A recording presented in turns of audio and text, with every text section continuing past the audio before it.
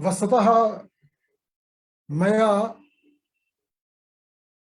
पुंसवन संस्कारम अधिकृत्य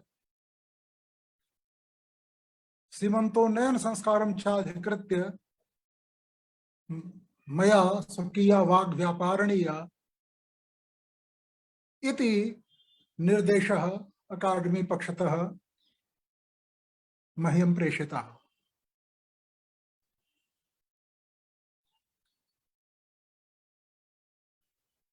सर्वसमये विदन्तेव यत् संस्काराणां सनातन धर्मे भारतीय जीवन मूल्ये महन महत्वमस्ति। शब्द व्युत्पत्ति दृष्ट्या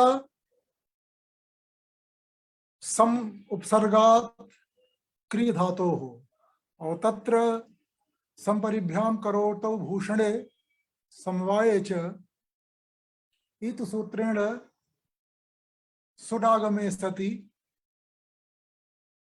विभिन्न प्रक्रियानन्तरं विभिन्न व्याकरणिक प्रक्रियानन्तरं संस्कार शब्दः निष्पद्यते। तो भूषणः एकः अर्थः, समवायः एकः अर्थः,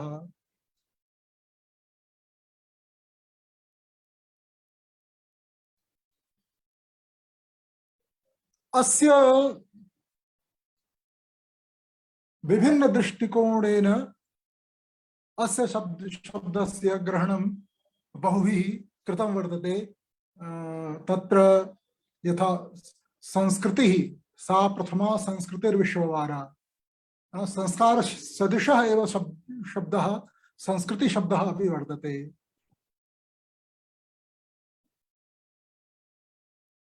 तो अत्र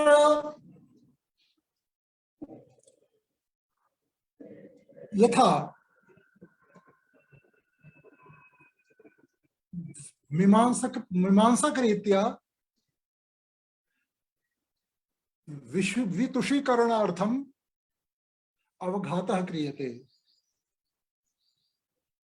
अवघातानन्तरं व्रीहेः वितुषीकरणं भवति।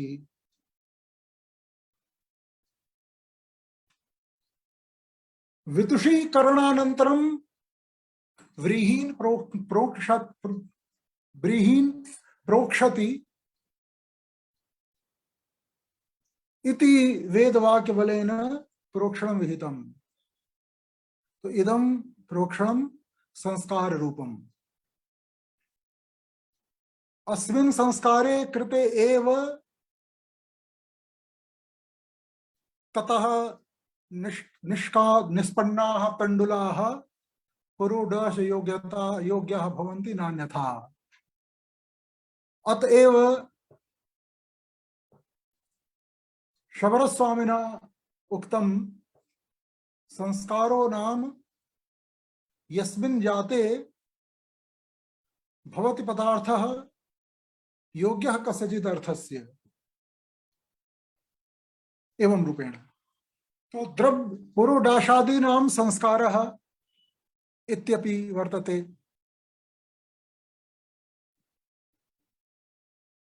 वेदांत दृष्ट्या संस्कारः अविद्यारूपः। जन्म जन्मार्जित संस्कार बलेन इदं जगत् सत्यम्, इदं जगत् भोग्यम्, इदं जगत् पारमार्थिकम् इति अस्माकं बुद्धौ प्रतिभासते। तो वस्तुतः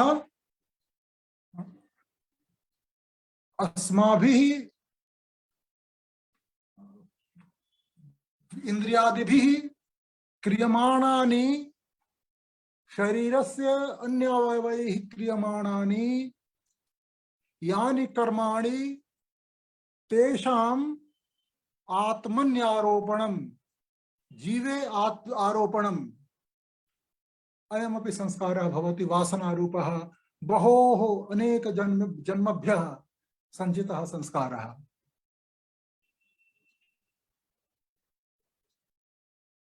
तत्र नैयायिक मते संस्कारः एकः गुणः, तत्र चतुर्विंशतिः गुणाः प्रोक्ताः, तेषु अन्यतमः संस्कारः अपि भवति। न्यायवैशेषिक मते पुनः संस्कारस्य विद्याध्ययनम् इत्यपि अर्थः भवति। निसर्ग संस्कार विनीत इत्यसौ नृपेण चक्रे युवराज शब्दभाक् इति। तो निसर्गः स्वभावः, संस्कारः विद्यावत्ता। तो निसर्ग संस्कार विनीत इत्यसौ नृपेण चक्रे युवराज शब्दभाक्।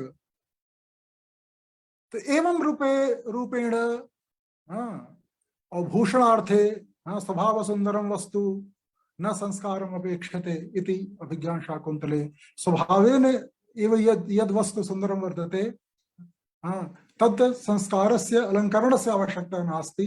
तो अत्र अलंकरणार्थे संस्कार शब्द भूषणे संपरिभ्याम करोतु भूषणे इति भूषणार्थकता अत्र समायाता। तो बहुविधि संस्काराः सन्ति।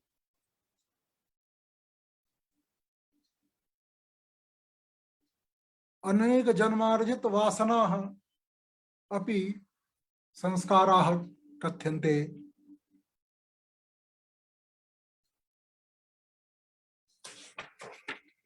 अब एतेषां संस्काराणां विषये इदानीम् अधिकं न वच्मि।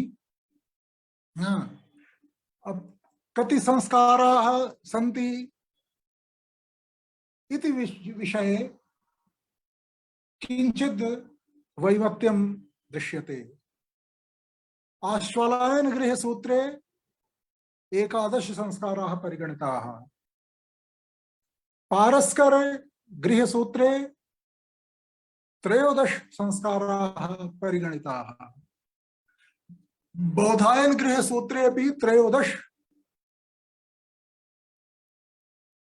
संस्काराः परिगणिताः सन्ति। मनुस्मृतौ अपि तावन्तः एव संस्काराः सन्ति। एष आश्वलायन पारस्कर बोधायन गृह सूत्रेषु 3 गृह सूत्रेषु प्रथमः संस्कारः विवाह संस्कारः इति। प्रायः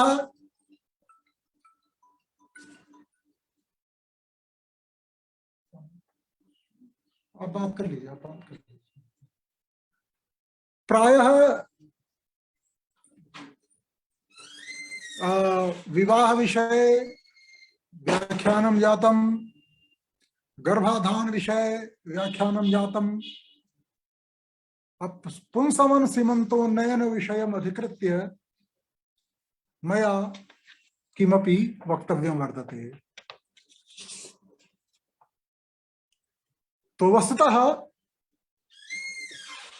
पुमान् सूयते येन कर्मणा तत् पुंसवनम् इति व्युत्पत्तिलभ्यः अर्थः वर्तते। यदा गर्भधारणं निश्चीयते तदनन्तरं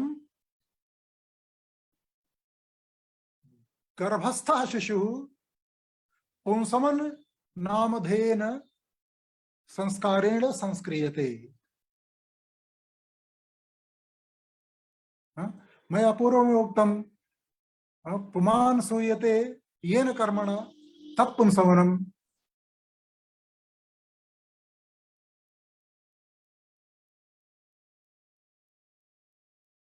अब इदं ध्यातव्यं यत् पुंसवनस्य प्रारंभिकं रूपं कीदृशम् आसीत्।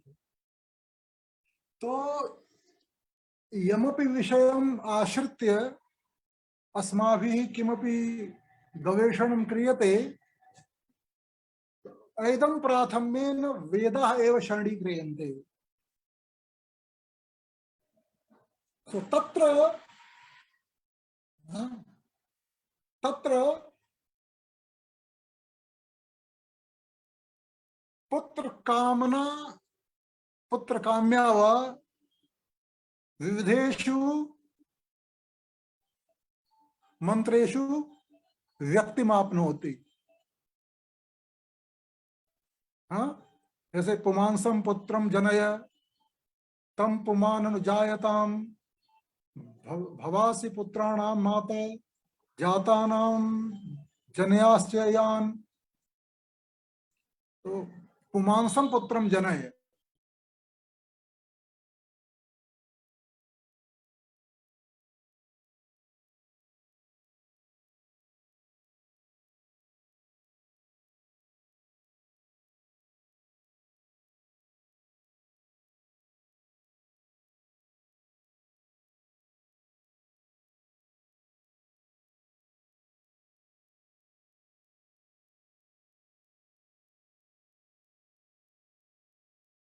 सवन कर्मणि अपि किम क्रियते।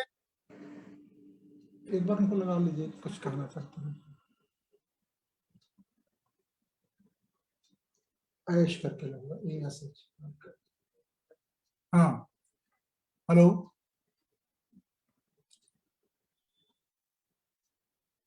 तो एवं रूपेण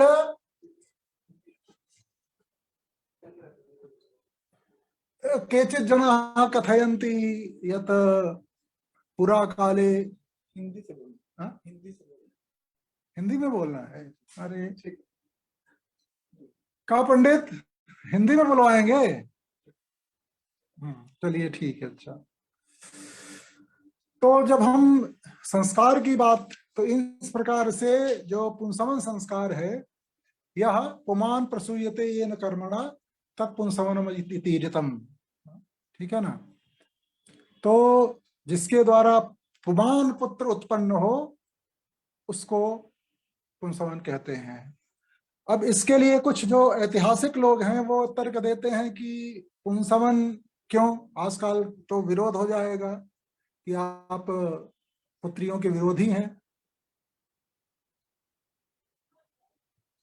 तो कुछ लोगों ने अपना जो ऐतिहासिक मत व्यक्त किया है, तो उनका कहना है कि चूंकि प्राचीन काल में युद्ध बहुत होते थे और युद्ध में पुरुष लड़ते थे और उनमें बहुत से पुरुष मारे जाते थे, तो पुरुषों की संख्या कम होती थी, स्त्रियों की ज्यादा संख्या होती थी,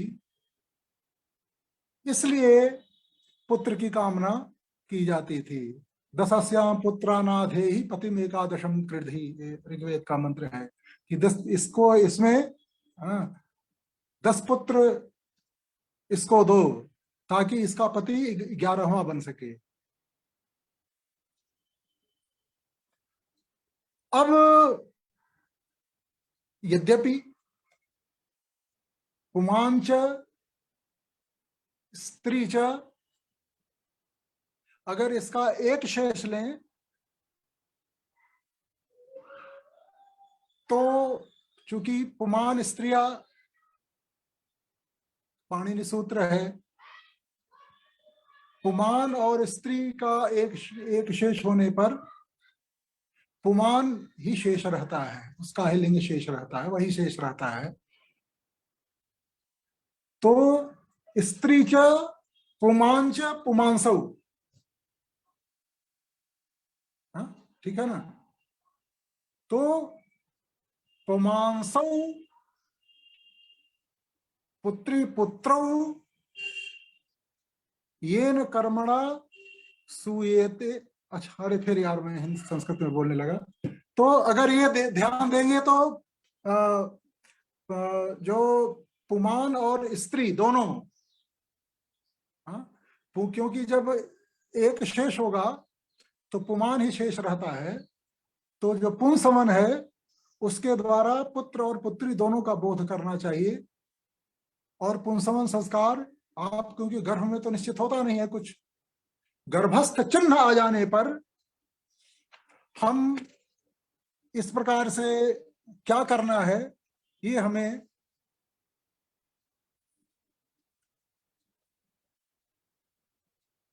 अब, हाँ, इसमें कोई दो राय नहीं है कि पुत्रों की महत्ता ज्यादा थी।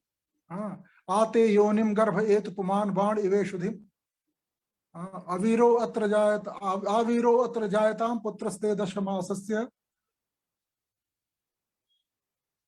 तो तुम्हारे गर्भ में पुमान रूपी संतति आए, जैसे बाण तर्कस में उसी प्रकार से तुम्हारे गर्भ में, हाँ, आ एतु अहितु। आप तो अब अशोक जी वैयाकरण है, जानते हैं कि वैसे तो जो उपसर्ग है वो प्राग धातो हो, ते प्राग धातो हो, हाँ? वो उपसर्ग जो है धातु के पूर्व में और अव्यवहित पूर्व में व्यवहित होते हैं। लेकिन वैदिक संस्कृत में व्यवहिताश्च छंदसी परेपि, वेद में बाद में भी हो सकते हैं, और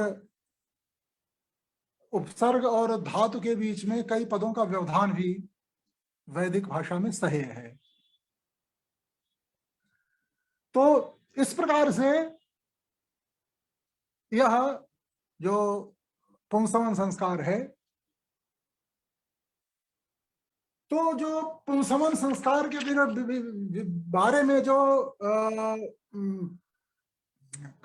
जो पारस्कर गृह सूत्र का मत है, जो उनका पारस्कर का सूर्य है, तो जब पुनः, तो उन्होंने कहा पुरा स्पंदन इति मासे द्वितीय तृतीय वा, ठीक है ना, पूरा स्पंदन, जब घर गर्भ हिलने डुलने लगे, हाँ ठीक है ना, हाँ ठीक है ना, जब हिलने डुलने लगे तो मासे द्वितीय तृतीय वा, तो प्रथम मास में, द्वितीय या तृतीय मास में, हाँ, तो इसका मतलब है गर्भ धारण काल से द्वितीय या तृतीय मास में इसको संपन्न किया जाना चाहिए। और इसमें एक और बात है,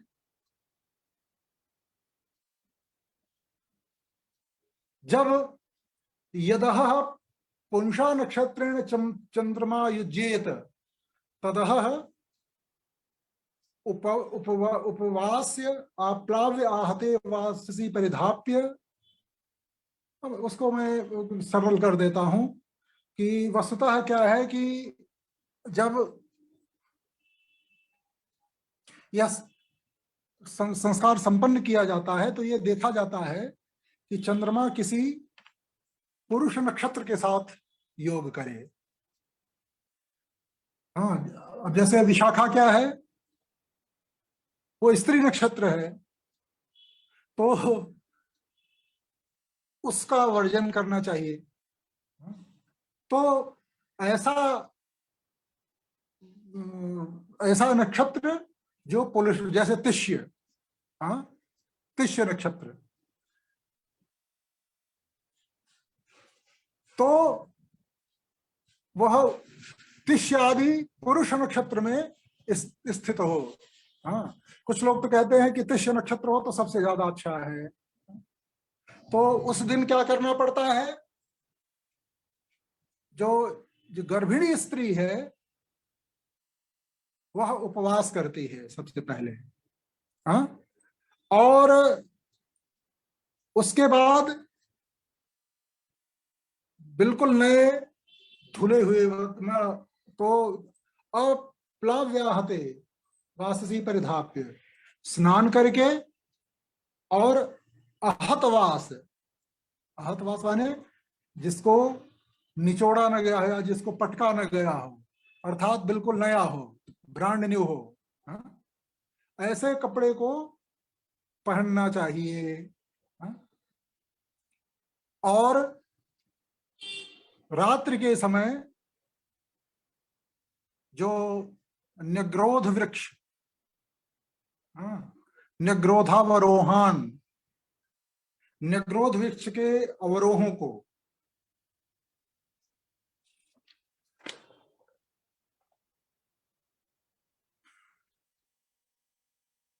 तो उनको न्यग्रोध की अवरोह माने छाल, उसको कूटे, हाँ, और फिर उसमें जल में मिला करके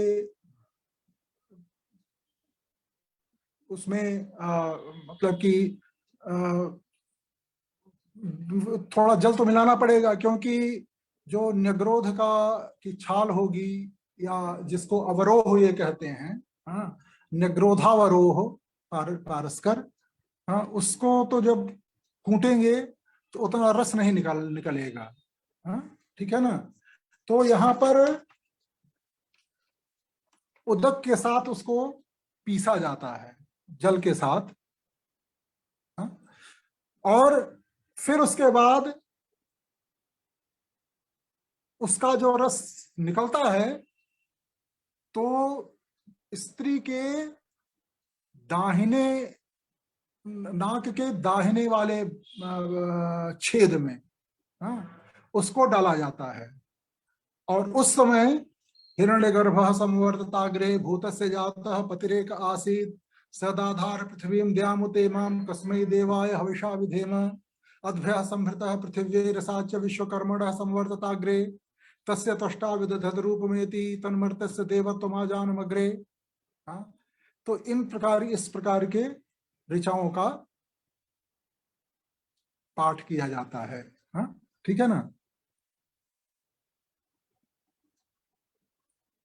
कुछ गृह सूत्रकारों का मानना है कि इस इन मंत्रों के साथ मतलब कि कुश के कांटे, कुश कंटक, हाँ, और जो सोम वल्ली होती है, हाँ, उसको भी पीसी जाती है। और कात्यायन मतलब पारस्कर का ये कहना है कि अगर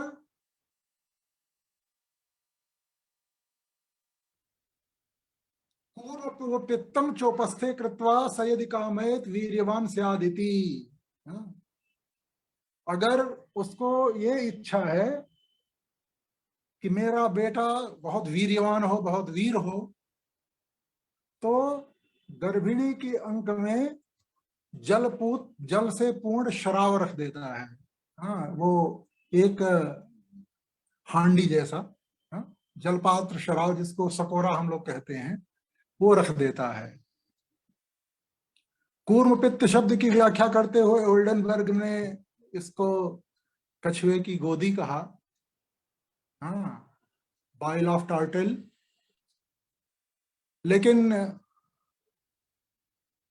ये ठीक नहीं है, हम उनके अर्थ में क्यों विश्वास करें, जब हरिहर गदाधर आदि ने उसको जलपूर्ण शराव कहा है कूर्म पित्त को, तो हमें उसी अर्थ में आस्था रखनी चाहिए, अन्य में नहीं। तो इस प्रकार से उसके अंक में रख देता है, और उसके फिर शरीर को स्पर्श करता हुआ, हाँ, शरीर का मतलब उदरस्थ गर्भ के भाग का स्पर्श करता हुआ, फिर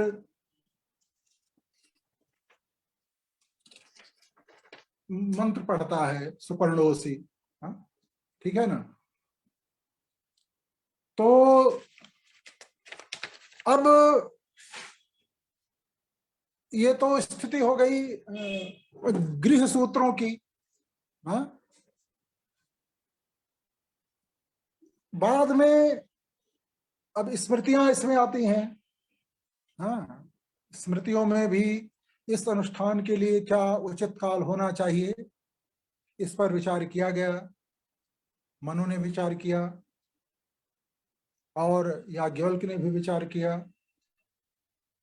तो के वो भी यही मानते हैं, वो लगभग पारस्कर की ही बात को मानते हैं कि जब स्पंदन के पूर्व, जो गर्भाशय में जो गर्भस्थ शिशु है उसके स्पंदन के पूर्व यह संस्कार हो जाए तो अच्छा है। और ये प्राय सभी आचार्य मानते हैं। तो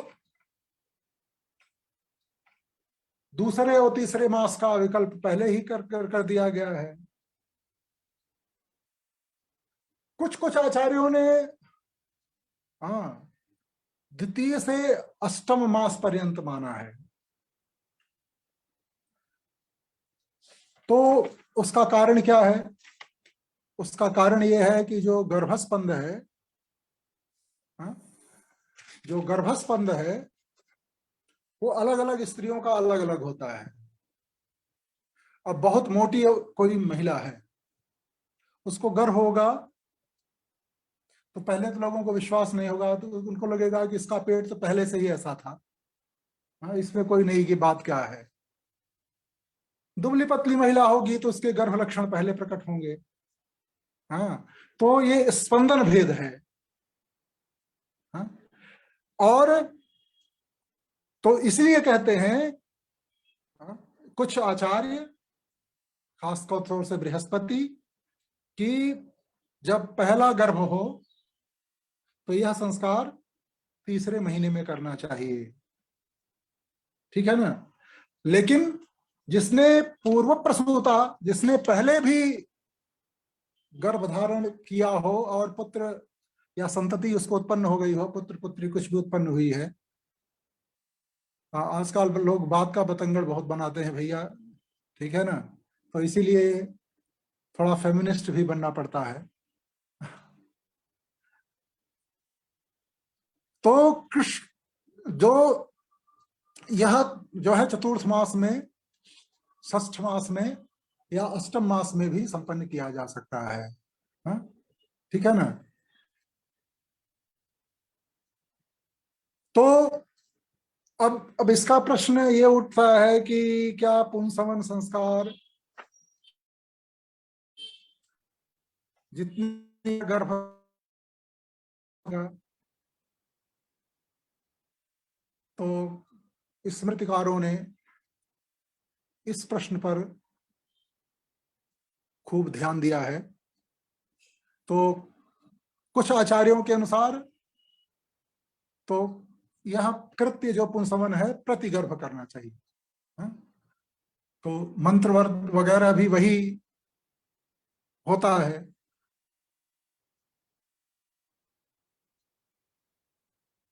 तो वो कहते हैं, और उसके बाद याज्ञवल्क्य के भाष्यकार है विज्ञानेश्वर, उनके भाष्य का नाम मिताक्षरा है।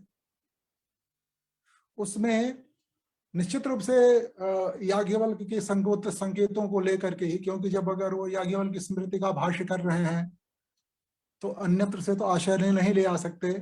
हाँ, तो उनका करना, उनका ये कहते हैं, कहना है कि पुंसवन और सीमंतोन्नयन, हाँ, इनको एक बार ही करना चाहिए, प्रत्येक गर्भ के बाद में नहीं करना चाहिए।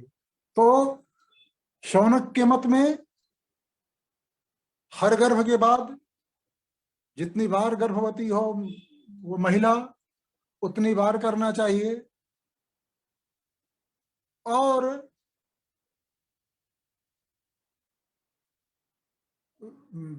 विज्ञानेश्वर के अनुसार, जो कि याज्ञवल्क्य की स्मृति के भाष्यकार हैं, उनकी सम्मति में इसको हर बार हर गर्भ में कहन करने की आवश्यकता नहीं है, इसको केवल एक बार ही किया जाना चाहिए।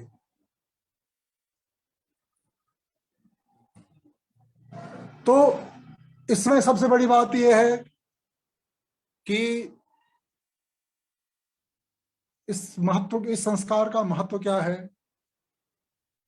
तो ये तो पहले बता दिया गया कि जब चंद्रमा किसी पुरुष नक्षत्र में से संयुक्त हो, तो ये पुंस संतति के लिए अच्छा माना जाता है, पुत्री के लिए भी अच्छा है, ऐसा कुछ नहीं है। हाँ,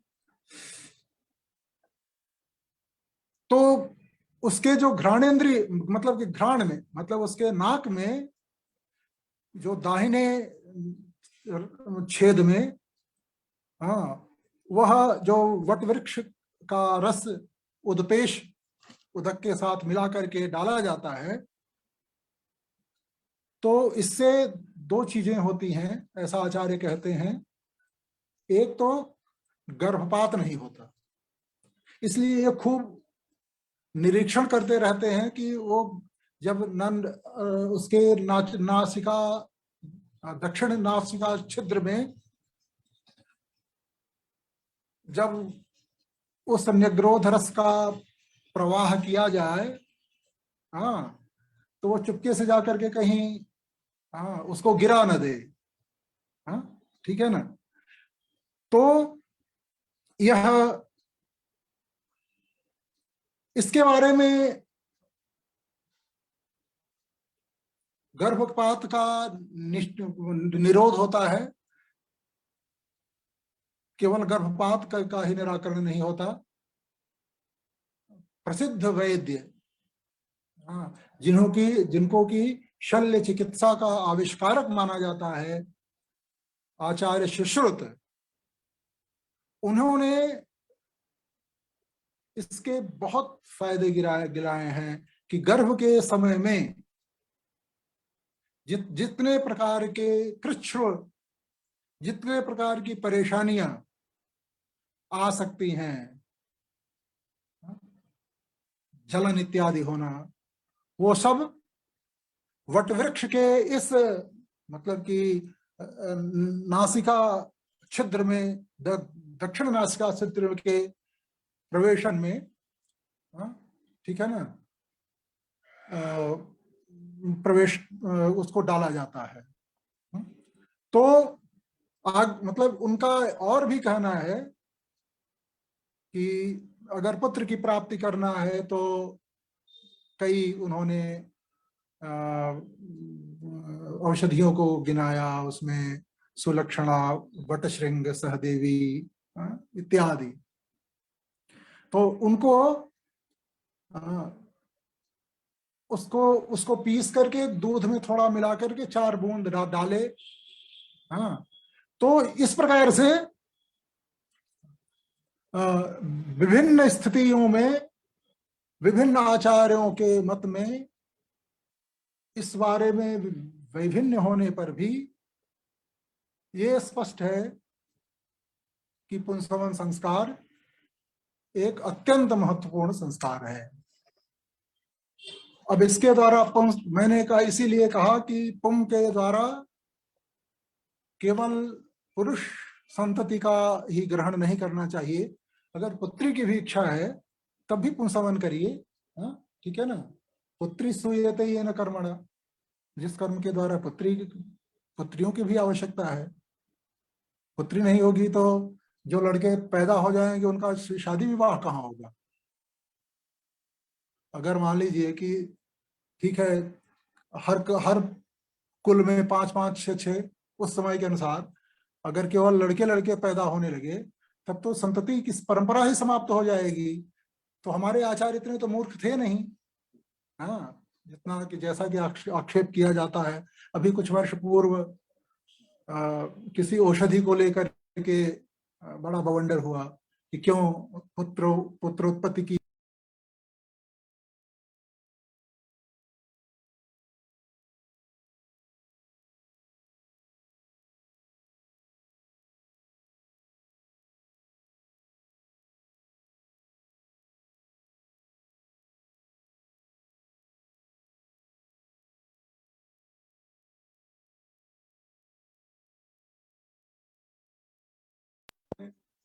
अच्छा अच्छा, हाँ, तो सीमंतो नयनम पुंसवन वत, ठीक है ना। तो पुंसवन किस प्रकार करना चाहिए, सीमंतोन्नयन किस प्रकार करना चाहिए, तो कहते हैं कि पुंसवन के समान। हाँ, प्रथम गर्भे मासे षष्ठे अष्टमे वा, हाँ, तो तिल मुद्ग मिश्रम स्थाली पाकम श्रपयित्वा प्रजापतेर हुत्वा पश्चात अग्नेर भद्रपीठ उपविष्टाया युग्मेन सटालुग्रप्सेन औदुम्बरेण त्रिभिश्च दर्भपिञ्जुले स्त्रीण्या शलल्या वीरतरशंकुना पूर्णचात्रेण च सीमंतम ऊर्ध्वं विनयति भूर्भुवः स्वरिति प्रतिमहाव्याहृतिर्वा। ये, हाँ, ये जो है वचन है पारस्कर का, हाँ, ठीक है ना। तो इसमें सीमंतोन्नयन, सीमंत कहते हैं केश रेख, सीमंतः केशवेशे, हाँ, ये वार्तिक है, नहीं तो सीमांत होता। तो यहां पर ठीक है ना, शकंधादिश पर रूपम वाचम, वाच्यम में जो पर रूपता हो रही है, हाँ, उसी में सीमंतः केश वेशे, हाँ? इसीलिए जो सौभाग्यशालिनी स्त्रियां होती हैं उनको सीमंतिनी कहा जाता है। तो सीमंत, समसीमंतः केशवेशः उन्नीयते यस्मिन् कर्मणि तत्कर्म सीमंतोन्नयनम। सीमंत का अर्थात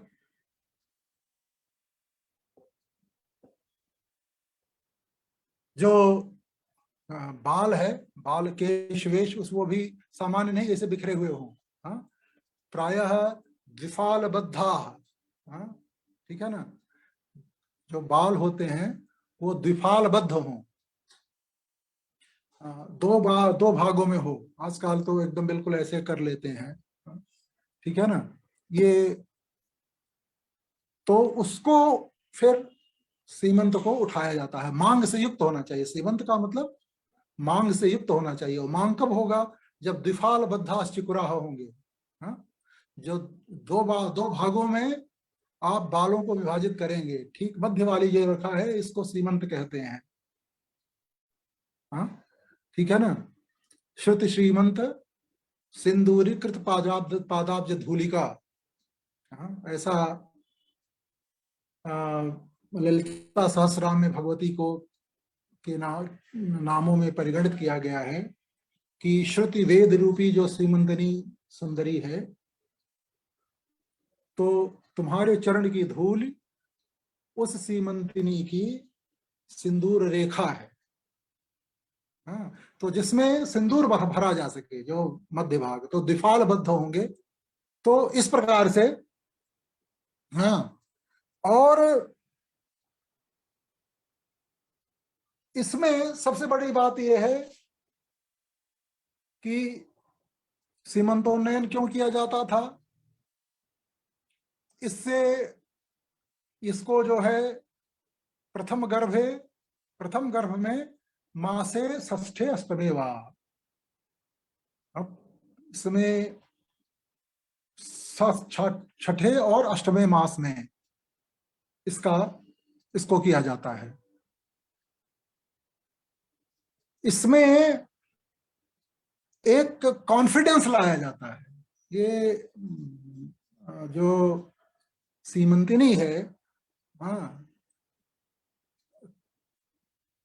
संपन्न गर्भाधाना, हाँ,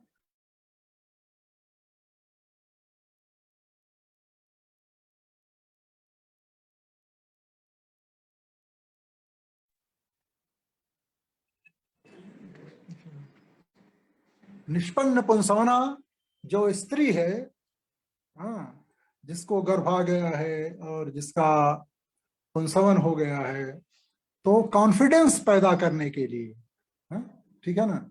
ये पहले से लेकर के आज तक, हाँ, लोग कल्याण प्रेप्सा और जिहासा से ही सारी दुनिया चल रही है कि कौन क्या है और क्या उपादेय है, हाँ? इसी को हेयोपादेय बुद्धि कहते हैं। तो जो अमंगल कारिणी शक्तियां हैं वे जो है उस स्त्री को जिसने गर्भ धारण किया है, हाँ, उसको स्पर्श कर सकती हैं।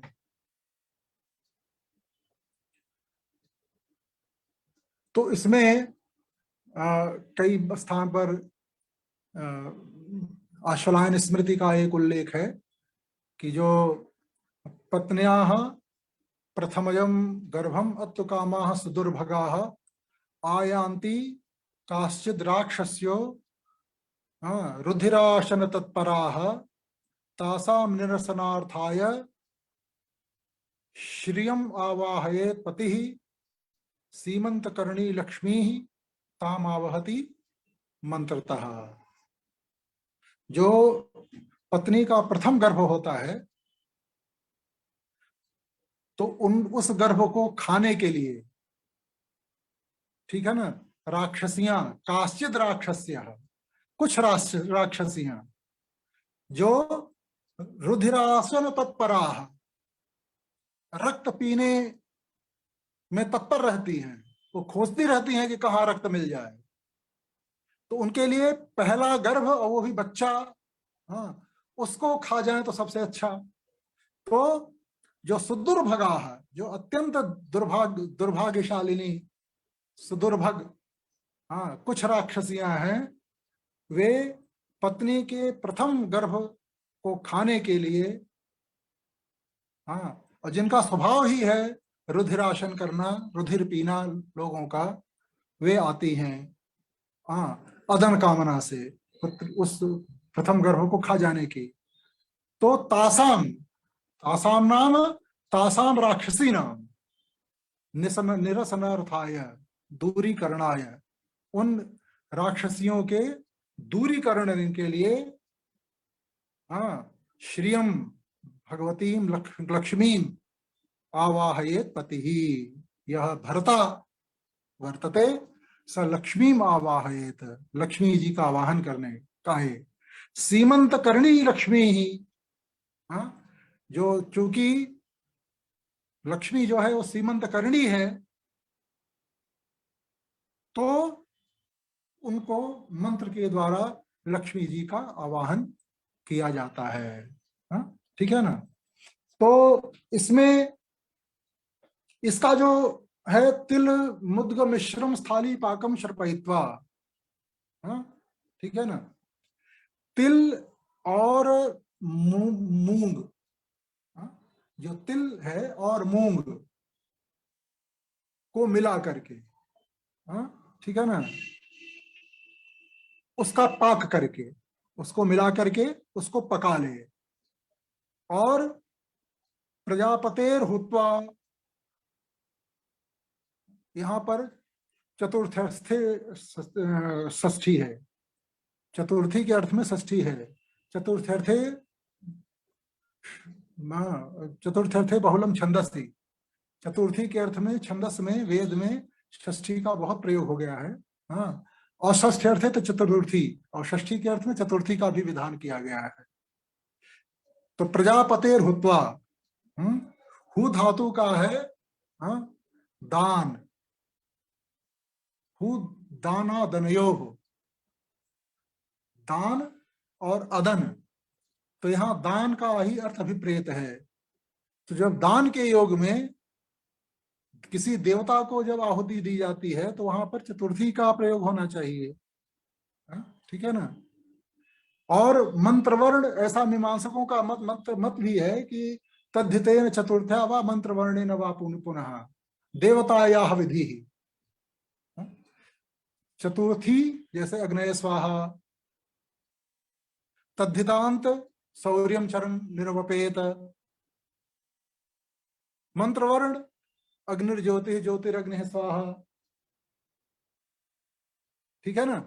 तो यहां पर प्रजापतेर हुत्वा मतलब प्रजापति देवताये हुत्वा, ठीक है ना। और फिर कहां बैठे, अग्नेह पश्चात, पश्चिम भागे इत्यर्थः, अग्नि के पश्चिम भाग में, भद्र पीठे, हाँ, मुलायम पीढ़ा हो, कष्टकारी न हो, क्योंकि उसको गर्भ है, पहले से ही बेचारी भराक्रांत है। हाँ, 6 महीने का 8 महीना का उसका बच्चा भी है, वो एक्स्ट्रा वेट हो गया, उसको लेकर के वो बैठेगी और आपने कोई उसको खुरदुरा सा पीठ दे दिया, हाँ, कड़ा सा, तो बेचारे के लिए बहुत, तो इसलिए भद्र पीठ, हाँ, भद्र पीठ होना चाहिए, हाँ, कल्याणकारी पीठ होना चाहिए जिस पर वो बैठे, हाँ, और उसमें वो बैठे तो उसके जो सीमंत को, सीमंत माने केश वेश को, हाँ, युग्मेन सलाट ग्रपसेन, हाँ, ठीक है ना, और औदुम्बरेण, और गोलर के फल से, हाँ, और 3 दर्भों से, मतलब 3 कुश से, हाँ, उसकी रस्सियों से, और जिसमें जो त्रेणी हो, 3 जगह पर जिसके श्वेत चिन्ह हो, ऐसे शाही, जो शलली, जिसको शाही कहते हैं, हाँ, शल्लकी भी कहते हैं, हाँ, उसके कांटे से, हाँ, और पीपल के भाग से, शंकु से, हाँ, कील से, पीपर की, हाँ, ठीक है ना, और पूर्ण चात्रेण, चात्र कहते हैं वो तकली, जो पहले, अब आजकल तो नहीं होता, पंडित जी लोग जने उन्हें बनाने के लिए जो धागा उसी पर तैयार करते थे, तकली, हाँ, ठीक है ना, तो उससे भूर्भुवः स्वः, इस मंत्र को पढ़ते हुए उसकी मांग को पति ऊपर की ओर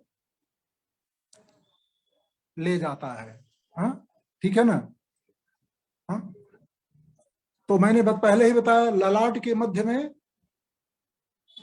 ऊपर की ओर विभक्त करता है, ले जाकर के 2 भाग होने चाहिए, द्विफाल बद्धा हो, हाँ, क्योंकि तभी सीमंत रेखा निकलेगी जहां सिंदूर डाला जा सकता हो, ठीक है ना, और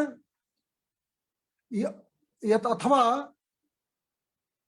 जितने भी महाव्याहृतियां हैं, हाँ, उनका वाचन करना चाहिए, हाँ, ये तो, अब ये तो हुआ पारस्कर का पक्ष, हाँ,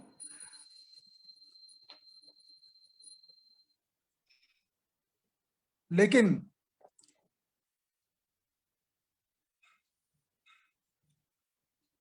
इसके, अब इसका मतलब कि ये तो केवल इन्होंने, गिरगृह सूत्रकार ने तो जो कहना था वो कह दिया, हाँ, तो इसका जो प्रयोजन था वो माँ के लिए खूब सुख, और जो अनुत्पन्न गर्भस्थ शिशु है, जब वो पहले तो वो गर्भ में नष्ट न हो, और उसके बाद गर्भ से निकलने के बाद दीर्घायुष्य हो, हाँ, ठीक है ना, तो यहां पर जो षष्ठ या अष्टम की बात पारस्कर कहते हैं, हाँ, प्रथम गर्भे मासे षष्ठे अष्टमे वा, तो यहां पर सुश्रुत का कहना है कि पंचमे मतलब पंचमे मासे मनः चित्तम प्रतिबुद्धतरम भवति, जो मन है, हाँ, वो बहुत प्रतिबोध से युक्त हो जाता है, और षष्ठे बुद्धि ही, और 6वें महीने में जो बुद्धि ही प्रतिबुद्धतरा भवति इत्यर्थः, वो प्रतिबुद्ध हो जाती है, तो इससे क्या किया जाता है, हाँ? इससे जब वो बच्चे के अंदर मानसिक विकास हो जाता है और बौद्धिक विकास हो जाता है, तब जा करके इसको छठे महीने में या थोड़ा और वेट करके 8वें महीने में इसको करना चाहिए। हाँ, ठीक है ना। तो इसमें जैसे भद्रपीठ कहा, तो इतना मतलब कि इतना कंफर्ट देना चाहिए, हाँ, महिलाओं को। आज मतलब जो डॉक्टर लोग कहते हैं कि गर्भिणी स्त्रियों को कि bed rest, full bed rest, तो फुल बेड रेस्ट जैसी तो बात हमारे शास्त्रों में नहीं कही गई है, लेकिन उसकी हर सुख सुविधा का ध्यान रखा जाए।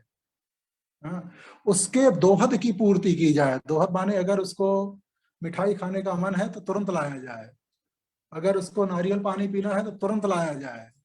हाँ, ठीक है ना। तो इस प्रकार से उसके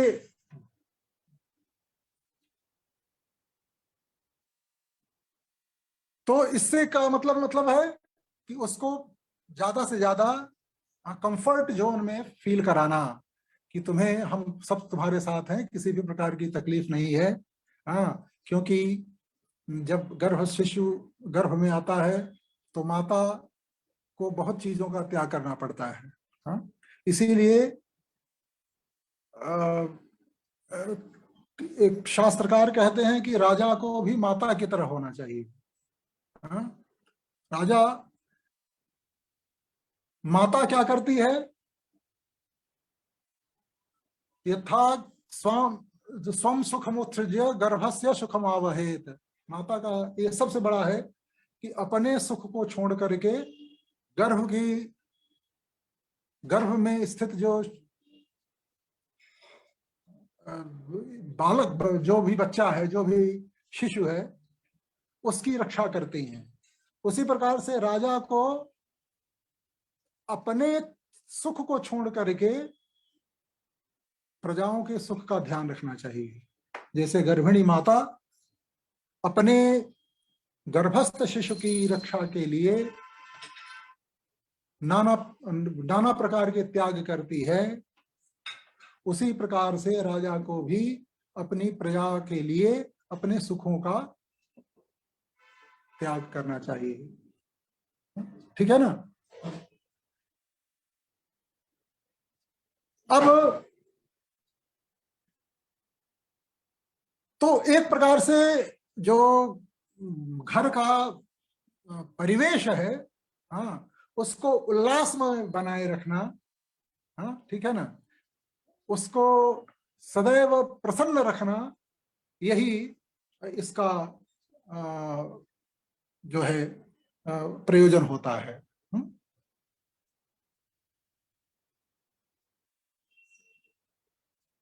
अब बताइए, मतलब कि इस, और ये कर्म कौन करता है, ये पति ही करता है। हाँ, चोटी बांधना, फिर उसको उठा करके एक एक एक मतलब कि एक सिंबल होता है कि मैं पूरी तरह से तुम्हारे साथ हूं। हाँ? अब मंत्र ब्राह्मण, जो कि एक सामवेद का ब्राह्मण है, वहां पर इसका संकेत मिलता है। देखिए, हमारे यहाँ तब तक कोई बात मानी नहीं जाती जब तक कि वेद के द्वारा प्रमाणित नहीं हो। वेद और स्मृतियों के द्वारा प्रमाणित वस्तु, हाँ, श्रुति स्मृत पुराण, और इसमें पूर्वोत्तर बलियान होता है।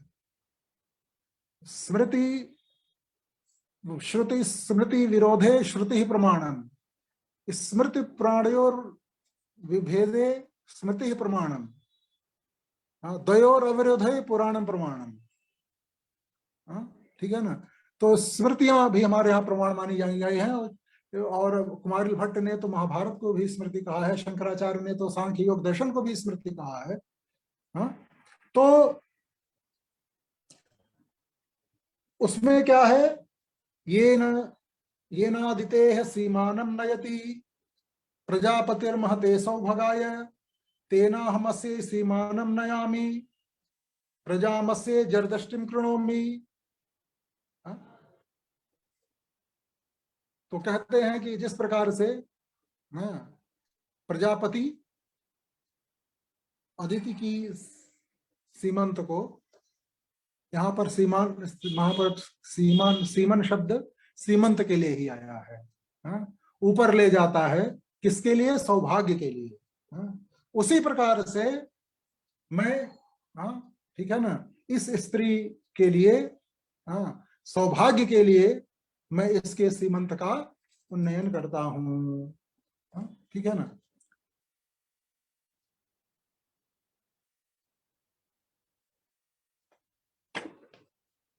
अच्छा, अब प्रश्न ये है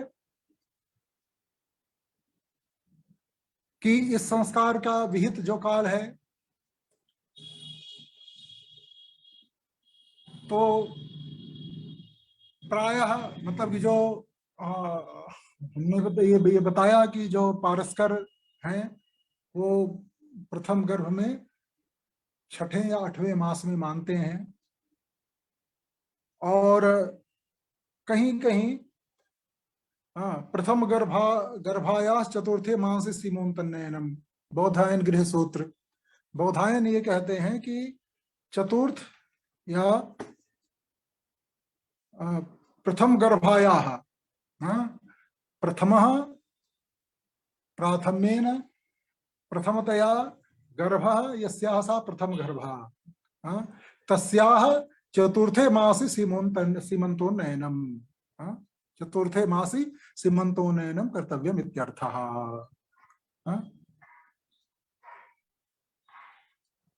याज्ञवल्क्य ने लगभग पारस्कर को ही माना है, षष्ठमे वा षष्ठे अष्टमे वा सीमंतः। ठीक है ना। तो अब क्या कहते हैं कि ये तो हो गए कि उनका काल।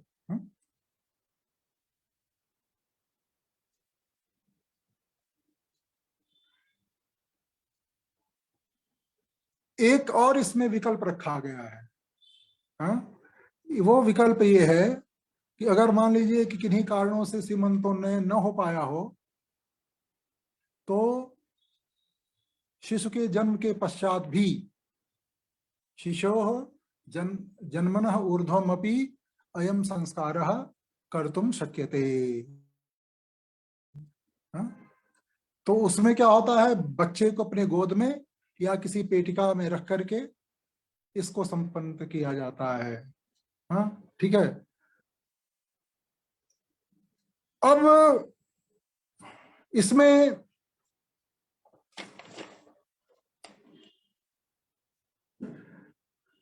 यहां पर भी है, क्योंकि पहले जो बौधायन और पारस्कर, बौधायन और पारस्कर दोनों ने प्रथम गर्भे शब्द का प्रयोग किया है। तो प्रथम शब्द के द्वारा अन्य गर्भों का व्यावर्तन हो जाता है, बौधायन और पारस्कर की दृष्टि से।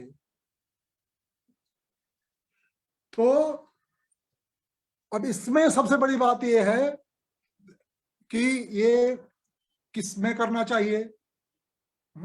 ठीक है ना। तो पारस्कर के वचनों के अनुसार और बौधायन के वचनों के अनुसार प्रथम गर्भे मासे षष्ठे अष्टमेवा, ये पक्ष है पारस्कर का। प्रथम गर्भाया चतुर्थे मासी सीमंतोन्नयनम, प्रथम गर्भ के द्वारा भी ये अन्य गर्भ का व्यावर्तन करना चाहिए। ठीक है ना।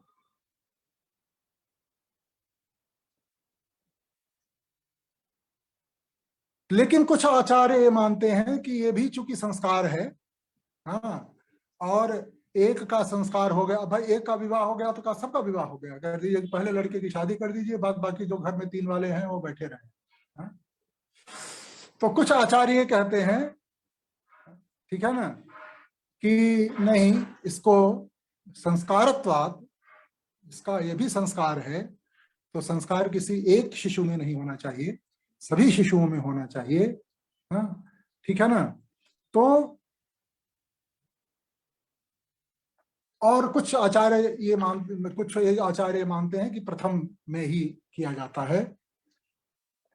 ये भी जो पुंसवनवत, ये जैसा कि इन्होंने कहा कि ये पुंसवनवत, तो पुंसवनवत जब अतिदेश वाक्य होता है, हाँ, तो उसमें क्या होता है, प्रायः मीमांसा में व्याकरण में भी अतिदेशोधिकारस्य, जो जो षड्विध सूत्र हैं उसमें अतिदेश भी है।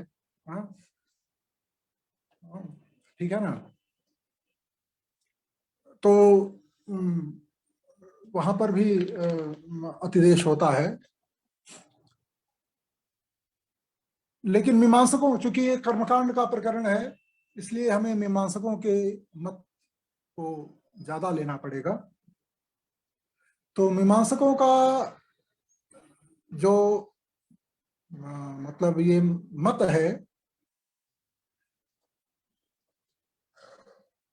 कि जो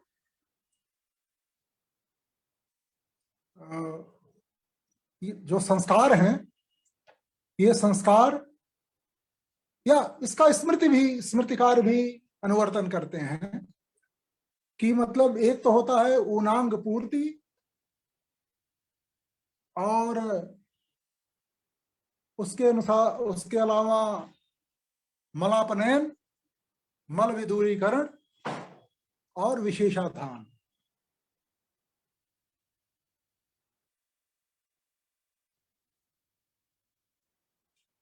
हाँ, तो जो अतिदेश की बात मैं कर रहा था, पुंसवनवत, ये पारस्कर लिखते हैं। हाँ, तो देवदत्तवत यज्ञ दत्तो भोजयितव्यः। हाँ, अगर मैं कहूं यज्ञ दत्त शु सुपान रस फल मिष्टान्न ही भोजयितव्यः, तो ये क्या हो गया, ये यज्ञ दत्त के विषय में सर्वांगोपदेश हो गया। लेकिन यज्ञ दत्तवत देवदत्तो भोजयितव्यः, अगर ऐसा हम कह दें तो इसका मतलब है कि जो सुपरस अन्न मिष्ठान्न फल था वो देवदत्त को भी प्राप्त होता है। तो पुंसवनवत का कहने से यहाँ इन्होंने किसी नक्षत्र का निर्देश नहीं किया, तो पुंसवनवत मानने पर इसको भी मानना चाहिए कि यह भी जो संस्कार किया जाता है वह किसी पुरुष नक्षत्र, हाँ, ठीक है ना, पुरुष नक्षत्र के समय में ही संपन्न किया जाता है। तो उसमें जो स्त्री है उपवास रखती है, हाँ, ठीक है ना। अब उसमें सारा का सारा जो पुंसवन वक्त होता है, ये मैंने विधि अभी सारी की सारी मैंने बता दी। तो तो यहाँ पर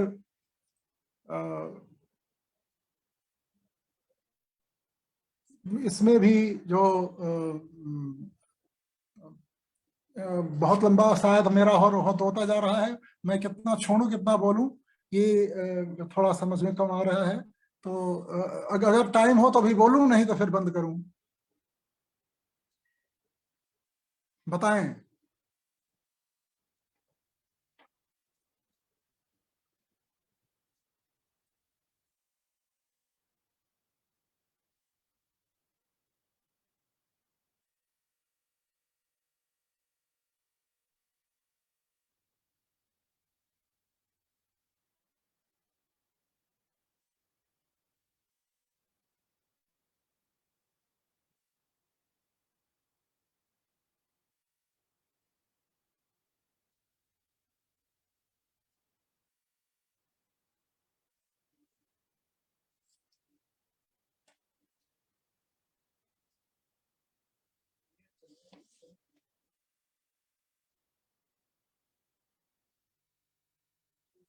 हम्म, ठीक, चलिए। तो जो जितना हमारी बुद्धि में इस भगनावस्था में, क्योंकि आप प्लास्टर मेरे हाथ पर देख रहे होंगे, ये तो अशोक के प्रति मेरा इतना स्नेह है और डायरेक्टर साहब के प्रति मेरा इतना आदर है कि मतलब दरा दरा दराभ्याम, ठीक है ना। मैंने आज कुछ बोलना स्वीकार किया। मैंने पिछली बार का व्याख्यान संस्कृत में दिया था, तो मुझे यह ऐसा लग रहा था कि मुझे आज भी संस्कृत में ही बोलना है। तो थोड़ा बीच बीच में जो हिंदी में जो जिन सेंटेंसेस को मैं उद्धृत कर रहा था, उनकी व्याख्या में कभी कभी थोड़ा मैं समय ले लेता था, क्योंकि मुझे इसको हिंदी में करना पड़ गया। तो इसलिए आप सभी श्रोतृ वृंद को जो कि इस आभासी पटल पटल पर वर्तमान है, उनको उनका सादर अभिवादन करता हुआ, मैं प्रश्न के लिए, अगर किसी में कोई जिज्ञासा हो, शंका रूपी लंका हो, तो उसका दाह तुरंत हो जाना ही अच्छा है। तो मेरा भाषण पूर्ण हो गया। श्री हरि, अगर किसी को कुछ पूछना हो या किसी भी प्रकार के शंका पंक कलंक अगर हो, तो उसका भी प्रक्षालन किया जा सके यथाशक्ति।